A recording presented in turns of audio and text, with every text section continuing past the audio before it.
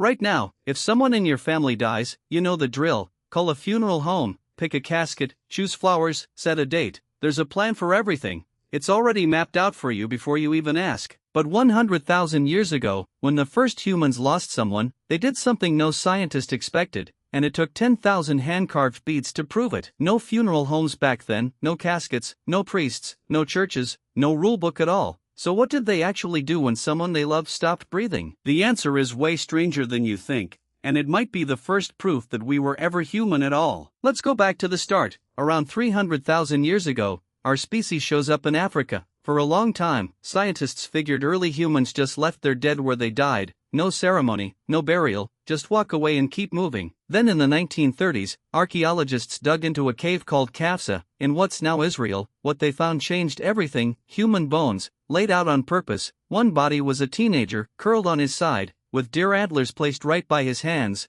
That wasn't an accident. Someone put those antlers there, on purpose, thousands of years before anyone invented a written word. You'd expect the first funeral to be simple: dig a hole, drop the body, walk away. But that's not what they did, they decorated it. This burial is around 100,000 years old. Someone, 10,000 generations before you, took the time to arrange a body with care. They didn't have to, it cost them time. It cost them energy they needed just to survive the next day. They did it anyway. Here's where it gets even wilder. Around the same time, across caves in Africa and the Middle East, we find something else, red powder, called ochre. It's just crushed rock, ground into fine dust, but early humans rubbed it into skin, into bones, into burial sites. They carried this stuff with them, they mined it, they traded for it. Why red? What does red have to do with goodbye? Red is the color of blood. Some scientists think ochre was a way to symbolically keep the body alive, a way to say, this person still matters, even now, even like this. Others think it marked the body as sacred, off limits, protected from animals, from strangers, from the world. Either way, it wasn't random, it was on purpose. And on purpose means something was going on inside their heads that looked a lot like grief. Now let's talk about a name you probably know: Neanderthals. For decades, people pictured them as dumb, grunting cavemen who barely survived.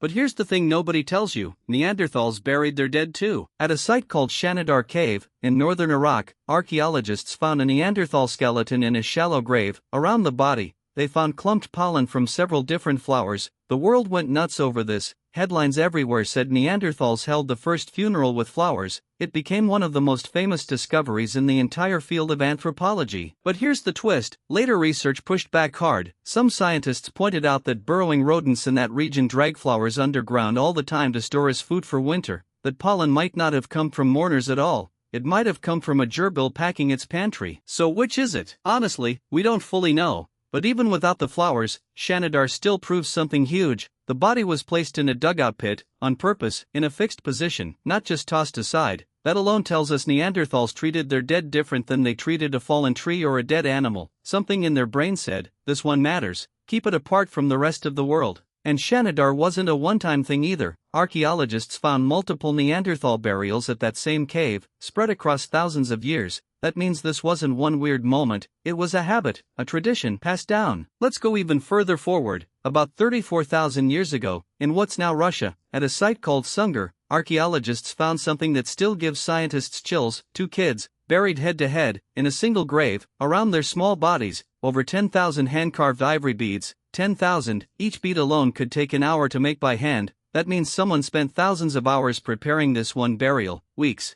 maybe months, of non-stop work, just to send two kids into the ground. Think about that for a second. These people had no metal tools, no easy way to survive winter. Every hour spent carving a bead was an hour not spent hunting, not spent gathering food, not spent staying warm, and they spent that time anyway, on the dead. That's not survival instinct kicking in, that's love, plain and simple. So here's the real question this raises: why would evolution even let this happen? From a pure survival angle, burying the dead makes zero sense. It burns calories you can't spare, it burns time you don't have, it gives you nothing back. A body in the ground doesn't feed you, it doesn't protect you from the cold. So why did our ancestors keep doing it, over and over, for thousands of generations, across totally different corners of the planet? Some scientists think it's tied to something deeper. The moment humans started burying their dead with care, they were proving something else too: that they understood death itself, that they understood someone who was here yesterday, laughing, talking, hunting beside them, was not coming back, ever, and that understanding, as painful as it is, might be one of the very things that makes us human. Chimpanzees, our closest living relatives, sometimes carry dead infants around for days. Mothers have been seen holding on, rooming the body, refusing to let go at first.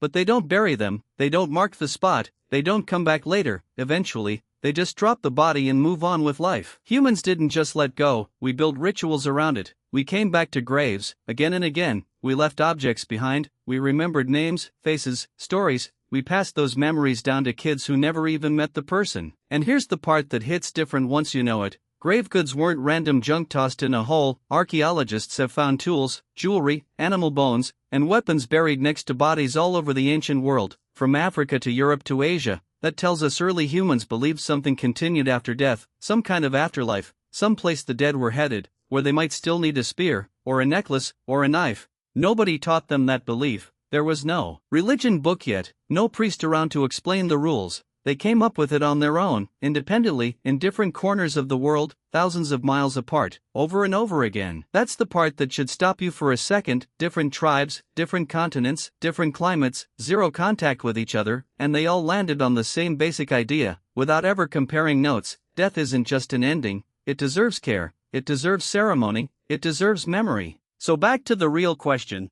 What did the first humans do when someone died? They dug a hole with their bare hands and simple tools. They laid the body down gently, not just dumped it. They painted it red, they added flowers, maybe, they added beads, tools, weapons, anything they thought the person might need. They said goodbye, in the only language they had, not words, action. Next time you go to a funeral, or lay flowers on a grave, or light a candle for someone you lost, know this, you're not doing something new, you're doing the oldest human thing there is, proving that someone mattered. Just like they did, 100,000 years ago, in a dark cave, with nothing but their hands and their grief.